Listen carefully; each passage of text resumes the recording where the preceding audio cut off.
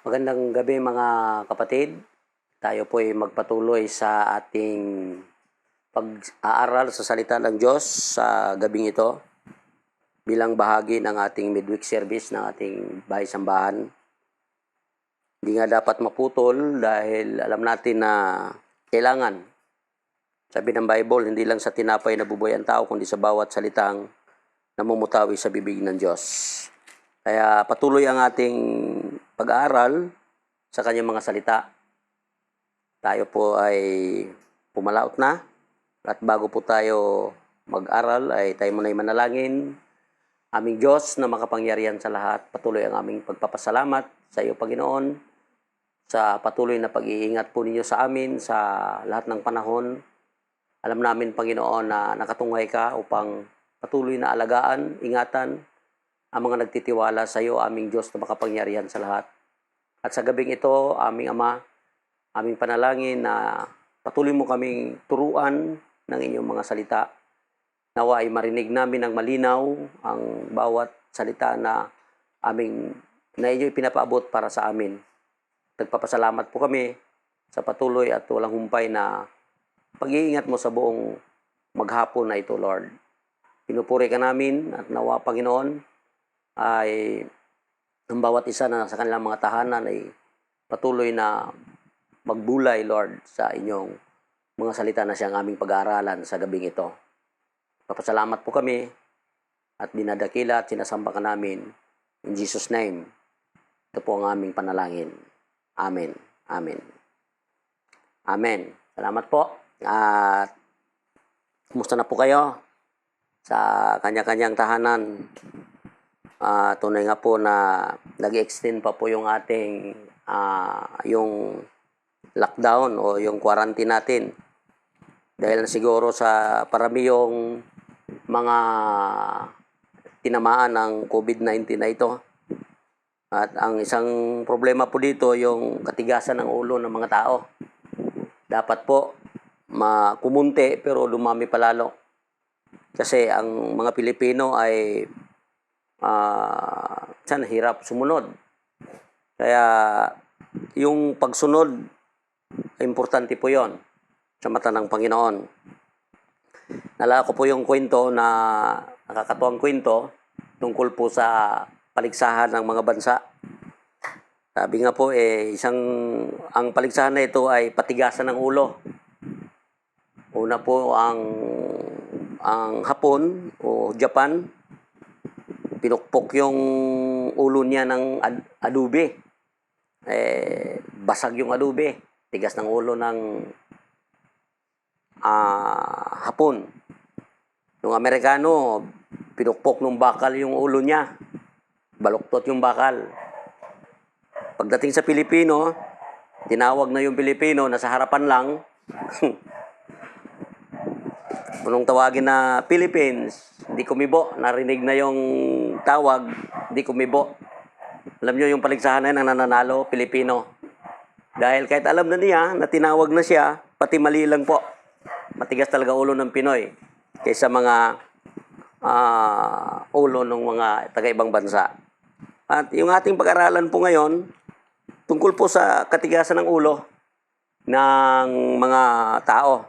Lalo na sa mga Pilipino, matitigas ang ulo natin. Kaya, ang turo po sa atin ng Diyos, sabi po sa aklat ng Hebreo chapter 3, verse 15, ito ang sinasabi ng kasulatan, kapag narinig ninyo ngayon ang tinig ng Diyos, huwag ninyong patigasin ang inyong mga puso. Tulad nung kayo'y maghimagsik sa Diyos. Isang turo ng Diyos sa mga tao, na kapag narinig po ang tinig ng Diyos, ayon sa kasulatan, ay huwag patigasin yung puso. Sa ibang translation po, yung puso, ulo ang nakasulat. Sa magandang balita, ulo po at ang nakasulat. Alam po natin na yung mensahe na naririnig natin sa panahon natin ngayon, ang salita ng Diyos ay laganap kahit saan. Sa mga palengke may nangangaral, sa mga bus may nangangaral, ang tabi-tabi ang church, nangangaral, minsan nagkarinigan na nga po sa mga pangangaral. Pero ang nakakalungkot po, parang hindi po tumalab ito sa mga taong nakapakinig po dito. Alam po ninyo, ang Diyos, hindi po nagkulang sa kanyang mensahe sa mga tao. Patuloy po siyang nagsasalita upang marinig ang kanyang tinig ng mga tao, at ito'y maipamuhay ng mga tao para ang mga tao ay matutong sumunod at magpasakop sa Diyos. Sabi po sa aklat din ng Hebreo chapter 1 verse 1, noong una nagsalita ang Diyos sa ating mga ninuno sa iba't ibang panahon at sa iba't ibang paraan sa pamamagitan ng mga propeta. Ngunit sa huling araw na ito siya ay nagsalita sa atin sa pamamagitan ng kanyang anak. Sa pamamagitan ng anak ay nilikha ng Diyos ang sanlibutan at siya ang piniling tagapagmana sa lahat ng bagay. Sabi po dito. Sabi po ng talata, so nung unang panahon, ang Diyos nagsalita sa pamamagitan ng mga propeta sa iba't ibang panahon. Pero sa mga huling araw na ito, nagsalita ang Diyos sa pamamagitan ng kanyang mga anak. Yung tinig ng Diyos, sabi nga po, pag narinig natin, huwag patigasin yung ating mga ulo o yung ating mga puso. Sabi po, dahil ang Diyos, nagtuturo po siya sa anumang kaparaanan. Marami pong kaparaanan ang pagtuturo ng Panginoon. Nagtuturo po siya sa pamamagitan ng mga tao. Nagtuturo po siya sa pamamagitan ng mga sitwasyon o kung anumang mga pamamaraan niya. Sa aklat ng Job, mababasa po natin kung anong kaparaanan ng Diyos sa kanyang pagtuturo upang marinig natin ang kanyang tinig. Sa aklat ng Job chapter 33, verse 14 hanggang 19, sabi po, magsalita man siya sa iba't ibang paraan, hindi pa rin natin ito lubos na maunawaan. Nagsalita siya sa panaginip at pangitain, sa kalaliman ng gabi kapag ang tao'y nahihimbing. Ipinapaunawa niya ang kanyang saloobin, nagbibigay ng babala sa kanilang pangitain. Nagsalita ang Diyos upang sila ay pigilan sa paggawa ng masama at kapalaluan. Sa verse 18, hindi nais ng Diyos na sila ay mamamatay, kaya siya ay iniligtas niya mula sa hukay. Pinapadala niya ang tao ng iba't ibang sakit upang sa pamamagitan ng kirot, ang tao'y maitutuwid. Kaparaanan ng Diyos kung paano siya nagsasalita. Sabi po niya, nagsasalita siya sa iba't ibang paraan. Nagsasalita siya sa pamamagitan ng pangitain, sa pamamagitan ng panaginip, kalaliman ng gabi, at nagsasalita siya sa pamamagitan ng sakit o kirot upang ang tao ay ituwid. Sabi niya, pinapadala niya ang tao ng iba't ibang sakit upang sa pamamagitan ng kirot ay maitutuwid. Kaya, pag narinig po natin ang mga mensahe ng Diyos sa anumang kaparaanan, paano tayo kinakausap ng Diyos? Minsan kinakausap tayo ng Diyos sa pamamagitan ng kahirapan. Minsan kinakausap tayo ng Diyos sa pamamagitan ng mga karamdaman, ng mga kaguluhan. Alam nyo, itong salot na ito ng ang COVID-19 na ito, isang pangungusap po ito ng Diyos, na tayo po ay manumbalik na sa Kanya. Huwag tayong magbingi-bingian, huwag tayong bulag-bulagan. Patuloy nating hanapin o pakinggan ang kalooban, ang tinig ng ating Panginoon. Sa aklat ng Awit, chapter 19, sabi po sa verse 1 hanggang 6, sabi po, ang kaluwalhatian ng Diyos ay ipinapahayag ng kalangitan. Ang ginawa ng kanyang kamay ay pinapakita ng kalawakan. Sa bawat araw at gabi, pahayag ay walang patlang. Patuloy ang nagbibigay ng dulong at kaalaman. Wala silang tinig o salitang ginagamit. Wala rin silang tunog na ating naririnig. Ngunit abot sa lahat ng dako ang kanilang tinig. Balita ay umaabot hanggang sa dulo ng daigdig. Gumagawa ang Diyos sa langit ng tahanan para sa araw. Tuwing umaga, lumalabas ito na parang masayang kasintahan tulad ng masiglang naglalaro na handang-handa sa takbuhan. Sa silangan sumisikat, lumulubog sa kanluran. Sa silangan sumisikat, lumulubog sa kanluran. Walang makapagtatago sa init nitong taglay. Ang Diyos nagsasalita sa pamamagitan ng mga kalawakan na yan, na may Diyos na makapangyarihan sa lahat.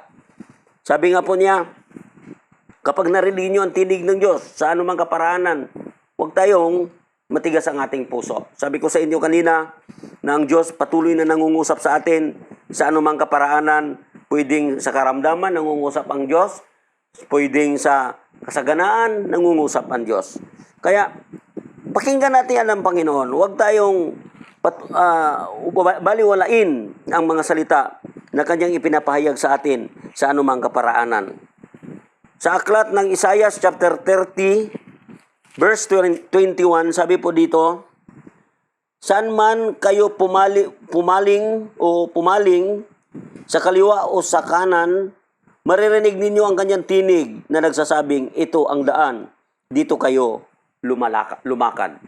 Sabi po ng salita niya, saan man tayo pumunta, makakarinig tayo ng mensahe ng Diyos. Saan man tayo bumaling, may mga turo ang Panginoon at ang sabi niya, dito kayo lumakad. Huwag tayong patuloy tayo na makinig, hanapin ang mukha ng Diyos. Hindi tayo, sa ating kapanahonan, hindi ilan-ilang tao lang ang nagpapahayag ng kanyang salita. Ang dami pong nagpapahayag ng salita ng Diyos. Ang dami pong nagtuturo ng mga salita ng Diyos para sa ating ikabubuti. Maging ang panahon, nagtuturo. Maging ang sitwasyon, nagtuturo. Sabi nga po sa aklat ng Roma chapter 10 verse 18, subalit ang tanong ko ay ganito, hindi kaya sila nakapakinig?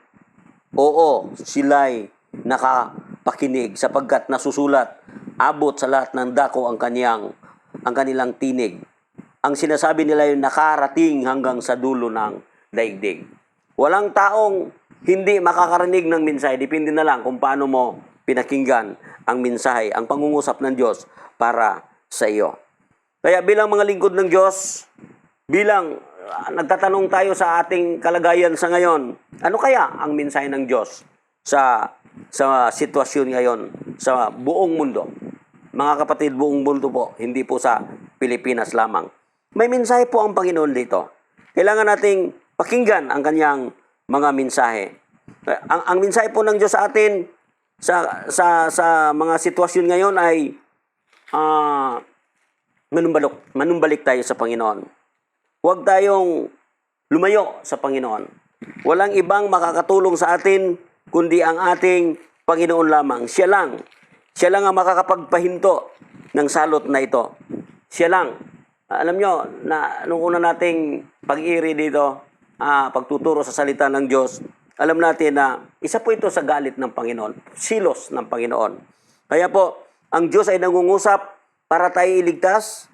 Ang Diyos ay nangungusap, nagsasalita para tayo turuan, para tayo manumbalik sa Kanya. Kaya sa aklat ng awit, sa 95 ng awit, verse 6, tayo na't lumapit sa Kanya. Sa Kanya ay sumamba at magbigay galang, lumuhod sa harap ni Yahweh na siyang sa ate may lalang. Verse 7, siya ang ating Diyos at tayo ang bayan ng Kanyang pastulan. Mga tupang Kanyang inalagaan at ngayon Kanyang salita ating pakinggan. Sabi po dito. Sa verse 8, sabi po, yung inyong puso huwag patigasin kapag tulad ng ginawa ng inyong magulang nang nasa Meriba at sa ilang ng Masa. Ako ay tinukso doon at sinubok ng inyong magulang, bagabat nakita ang aking ginawang sila ang nakinabang. Sabi po diyan. Bumalik tayo sa Diyos. Pag narinig natin ang mensahe ng Diyos, huwag nating patigasin yung ating mga puso. Ang COVID-19 dapat nga po natapos na ito. Ngayong Martes ata, dapat tapos na po ang lockdown. Pero humaba pa po. At sa halip na kumunti ang nahahawa, dumadami ang nahahawa dahil sa katigasan ng ulo ng mga tao. Ang Panginoon ay patuloy na nangungusap at kapag hindi natin pinakinggan ang kanyang pangungusap, ang kanyang tinig, hindi natin, binaliwala po natin, ayon sa salita ng Panginoon dito sa Levitico chapter 26, verse 18, sabi po, Levitico chapter 26, verse 18, Kung sa kabila nito'y hindi pa rin kayo makinig, makapitong ibayo ang parusang igagawad ko sa inyo dahil sa inyong mga kasalanan. Paparusahan ko kayo dahil sa katigasan ng inyong ulo. Dahil sa katigasan ng iyong ulo, hindi ko paulanin ang langit at matitigang ang lupa. Mawawalan ng kabuluhan ang inyong mga pagpapagal, sapagkat hindi maaanihan ang inyong lupain, at hindi mamumunga ang inyong mga punong kahoy. Kung patuloy kayong susuway at hindi makinig sa akin, makapitong ibayo ang parusang igagawad ko sa inyo, dahil sa inyong kasalanan. Pababayaan ko sa lupain kung lapain ng mababangis na hayop ang inyong mga anak at ang mga alagang hayop, kaunti lamang ang matitira sa inyo at halos mawala na ng tao ang inyong mga lansangan.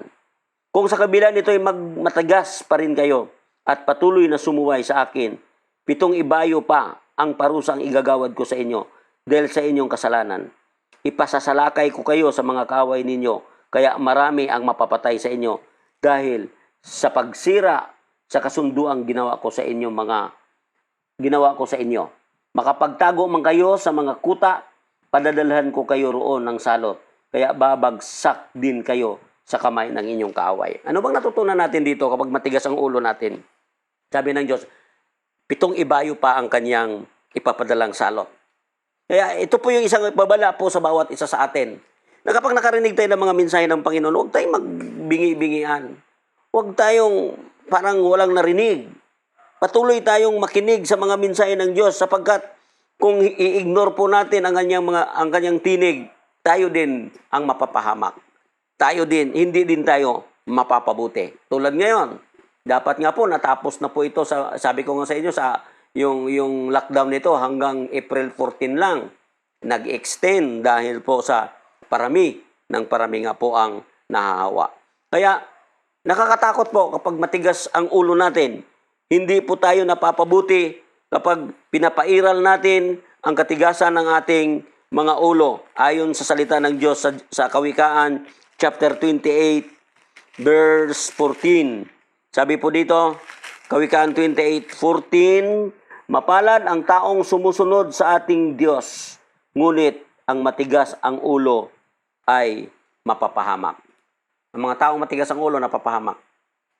Hindi sumusunod. Di ba? Ang dami po nating nakikita sa ating paligid, ang titigas talaga ng mga ulo ng tao. Kaya may mga babala ang Diyos sa bawat isa sa atin na kapag narinig natin ang mga mensahe ng Panginoon para sa atin, huwag matigas ang ating mga puso at ang ating mga ulo. Kawikaan chapter 1 verse 32, sabi po, katigasan ng ulo ang papatay sa mangmang. Sa dusa ay masasadlak sa kawalan ng kaalaman. Ngunit ang makinig sa akin, mananahan ng tiwasay, mabubuhay ng payapa, walang katakutan. Sabi po. Ang katigasan ng ulo ang papatay sa mangmang. Daming namamatay. Ngayon, hindi po kaila sa atin sa mga balita, dikit-dikit ang mga tao. Sabi hiwa-hiwalay. Dapat pag nakamotor, walang magbabakride, nagbabakride pa rin. Kanina may nakita ako, kasama pa yung anak, nakabakride, batang maliit. Ang tigas ng mga ulo. Hindi man lang alintana na kung ano ang mangyayari. Walang pakialam ang marami sa atin. Kaya nakakatakot po. Kapag matigas ang ulo natin, sabi sa aklat ng Roma, chapter 2, verse 5, ang linaw po, lalo nating pinabibigat ang parusa na igagawad sa atin. Sabi po, Roma chapter 2, verse 5, ngunit dahil sa matigas ang iyong ulo at ayaw mong magsisi, lalo mong pinabibigat ang parusang igagawad sa iyo na sa araw na iyon, kung kailan ihayag ang puot at makatarungang paghatol ng Diyos. Pag matigas ulo natin, lalong bibigat, lalo tayong mapapahamak, lalo tayong madidisgrasya, lalo tayong nakakatakot na sitwasyon. Kasi minsan, pag humaba pa po ito, hindi na po, palagay natin sa katapusan, mawala na itong virus o may matuklasan ng gamot. Ang nakakatakot po, gutom. Ang mga tao magkakaranasan naman ng gutom at biblical po yon. Pagkatapos nung Yung salot na ipapadala ng Diyos, ang kasunod, gutom. Bukod dun sa mga lindol. Kaya, mga kapatid, pag nakarinig tayo ng mensahe ng Diyos, kahit saan ngayon, sa Facebook, ang dami ng mga mensahe po doon. Kaya lang, minsan, ang nakikita po natin, puro away-away na rin ang Facebook po ngayon. Pasikatan, payabangan. Dapat po, hindi na po, magbago na po ang bawat isa. Dapat po, pakinggan natin ang mga mensahe ng Diyos sa atin para mapapabuti po tayo. Sa Efeso chapter 4 verse 18, ang mga matitigas ng ulo, wala pong bahagi sa kaharian ng Diyos. Sabi po dito, verse 18, wala silang pangunawa dahil sa kanilang kamangmangan at katigasan ng ulo. Wala silang bahagi sa buhay na kaloob ng Diyos. Nakakalungkot na ang langit, welcome ang lahat, pero hindi nakakapasok ang marami dahil sa katigasan ng ulo. Alam po natin kung bakit kahit sa ang dako may pangangaral sa salita ng Diyos, dahil gusto ng Diyos na ang mga tao, pag natapos na yung buhay ng mga tao, tayo po ay makapasok sa panibagong mundo na ginagawa ng Diyos. Yung paraiso na inihanda ng Diyos sa mga tao. Kaya lang ang nakakalungkot po, hindi po pinakinggan ito ng mga tao. Kaya ang mga taong matitigas ang ulo, sabi po, walang bahagi sa kaharian ng langit. Kaya mga kapatid, isang paalala po, kapag narinig natin ang mensahe ng Diyos, yung ating mga ulo ay huwag nating patigasin. Kaya nga, sabi nga po, makinig tayo. Aklat ng Marcos, chapter 1, verse 15. Ano pong sinasabi po dito? Marcos, chapter 1, verse 15. Tinuro sa atin ng Panginoon. Sabi po, malapit na, sinabi niya, dumating na ang takdang panahon, malapit nang maghari ang Diyos, kaya magsisi na kayo sa likuran ng inyong mga kasalanan. Paniwalaan ninyo ang magandang balita. Sabi po, makinig tayo. Kung ano man yung mensaheng nakarating sa atin, kahit walang tinig na nakaabot sa atin, yung problema po, mensahe na po ng Diyos yan. Yung sakit mo na hindi gumagaling, mensahe na po ng Diyos yan. Kahit anong doktor nang tumingin sa'yo, parang nandyan pa rin. May mensahe ang Diyos dyan sa'yo, kapatid. Kaya, sa mga sakuna, sa mga lindol, ngayon, sabi nga, itong buong mundo, nangungusap na ang Panginoon. Kaya pag narinig natin ang kanyang tinig, paulit-ulit na sinasabi ng Bible, huwag matigas ang ulo. At ang panghuli po, sabi sa atin ng salita ng Diyos, sa aklat ng Hebreo, balikan natin ang aklat ng Hebreo chapter 2, kaya nga, verse 1, dapat nating panghawakang mabuti ang mga narinig natin upang hindi tayo maligaw. Sabi po ng talata, panghawakang mabuti ang mga narinig natin upang hindi tayo maligaw. Bakit? Ang mensaheng ipinapahayag sa pamamagitan ng mga anghel ay napatunayang totoo. At sinumang lumabag o hindi sumusunod dito ay tumatanggap ng kaukulang parusa. Gayon din naman, paano tayo makaiwas sa parusa kung hindi natin pahalagahan ang napakadakilang kaligtasang ito? Ang Panginoon ang unang nagpahayag ng kaligtasang ito at ang mga nakakarinig sa Kanya ang nagpapatunay sa atin na ito'y totoo. Pinatunayan din ito ng Diyos sa pamamagitan ng kamanghamanghang tanda at ang ibang himala sa pamamagitan ng mga kaloob ng Espiritu Santo na ipinamahagi niya ayon sa Kanyang sariling kalooban. Ito po yung ating dapat isipin. Sabi nga po na panghawakan nating mabuti ang mga mensaheng ating narinig. Sabi po, sapagkat ito'y totoo. Ang unang nagpahayag nito sa sinaunang panahon ng mga anghel, bumababa sila dito sa lupa para ipaabot sa ating mga tao ang mensahe ng Diyos para tayo hindi mapapahama. Pero ang sa mga panahong nagdaan para sa iba't ibang saling lahi, nagbingi-bingian ng mga tao sa umabot sa ating panahon ngayon. Patuloy ang panawagan ng Panginoon sa atin. Kaya po, isang paalala sa atin ng Panginoon na kapag narinig natin ang kanyang mensahe, ano ba mensahe ng Panginoon sa atin sa mga oras na ito? Tayo po nakakalam, nagmimensahe ang Panginoon sa ating mga puso. Bakit nga? Di ba kayo natatakot sa susunod na mga araw? Ano nang mangyayari? Di ba tayo natatakot kung aabot, sabi nga po, baka umabot pa matapos pa itong taon na ito. Sabi nga po, ewan ko kung totoo, fake news naman po din siguro, pero hindi po natin alam na hanggang 2021 pa daw po ma-clear itong virus na ito. Nakakatakot po. Grabe na po gutom nun. Grabe na.